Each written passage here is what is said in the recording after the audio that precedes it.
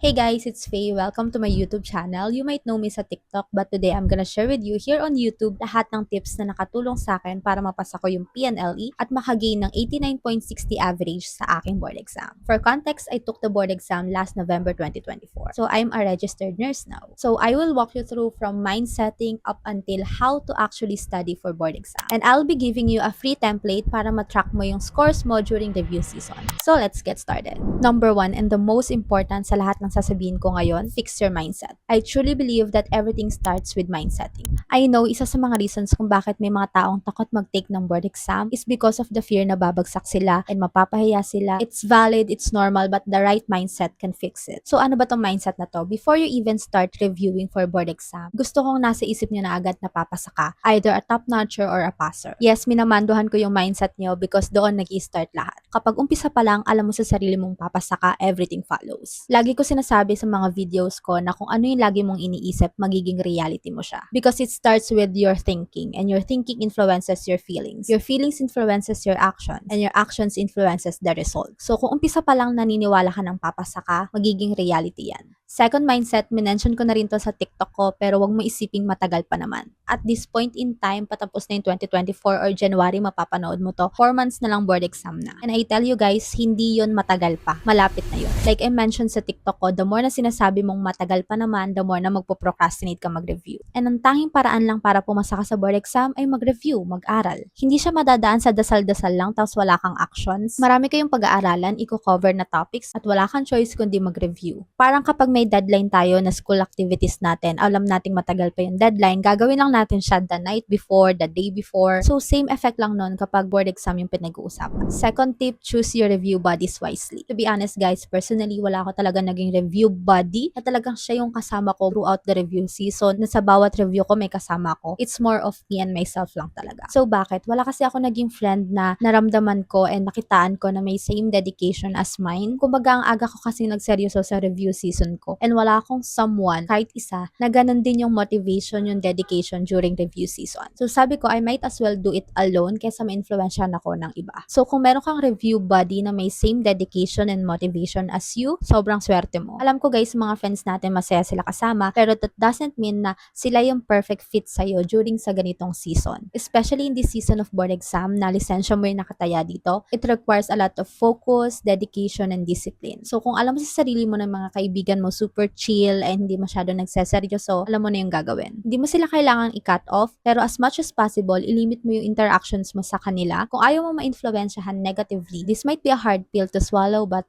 that's the reality. Kung kailangan mo siya gawin alone, do it alone. Third tip, be organized as early as possible. Pag-usapan natin, ano-ano ba yung dapat mong i-organize? Number one, of course, yung lecture notes mo. Whether you do it digitally or pen and paper. Me personally, combination siya ng dalawa. Meron akong digital notes, meron din akong pen and paper. So kapag digital notes, I highly recommend G Drive. Parang yun din naman yung ginagamit ng karamihan ngayon. So sa akin personally, yung pinaka-name ng main folder is November 2024 PNLE, and under nun, may mga folder pa siya na CHN, MCN, Fundamentals, MedSurg, and Psych. And then sa MedSurg folder, dahil maraming concepts doon, naka-folder din yung renals, endocrine, respiratory, cardiovascular, etc. Minsan naman, kapag gumagamit ako ng pen and paper, nilalagay ko siya sa ganito. So, I highly recommend kung mahilig ka sa pen and paper or kung wala ka namang tablet na hindi ka makakapag-digital notes, sa bond paper ko kasi siya sinusulat kapag pen and paper. So, ito yung expanded envelope. Nakalagay na dyan yung bawat subject. May CHN, Funda, MCN, Psych. Guys, sa dami nyong aaralin, kung ayaw nyong madagdagan yung mental workload nyo sa paghahanap ng notes nyo, maging organized na kayo as early as possible. Second naman na dapat mong i-organize yung mga practice questions nyo. I don't know kung anong tawag sa inyo, pero sa amin meron siyang kada concept, merong post-test, and meron siyang recalls, and alam ko sa ibang review center, pre-boards ang pangalan ng mga exams nila. And when it comes naman sa mga practice questions, naka-brown envelope siya sa akin. Nilalagyan ko siya dito ng title niya, kunyari sa comprehensive post-test siya, enhancement post-test, final coaching na practice questions, and lastly, itong pre-boards. Para kapag magpa-practice ako or may babalikan ako mga questions, madali ko siyang i-pull up. Sa amin kasi guys, ang dami naming practice questions. So kung hindi hindi siya naka-organize sa dami nun, mahihirapan kang hagilapin yung specific concept na yon. And lastly na dapat mo i-organize yung scores mo sa mga practice questions. Pwede siyang recalls nyo, yung pre-boards nyo, yung post-test nyo. I'll be sharing with you a template na kung saan matatrack mo yung progress mo, yung scores mo sa kada exam. Guys, maganda kasi na nakikita mo visually kung saan yung strengths mo, saan yung weaknesses mo para siya yung matututukan mo. So now, let's proceed sa learning aspect. How to actually study for the board exam. Number 1, guys, listen to your lecture class. Guys, this might be an unusual advice, but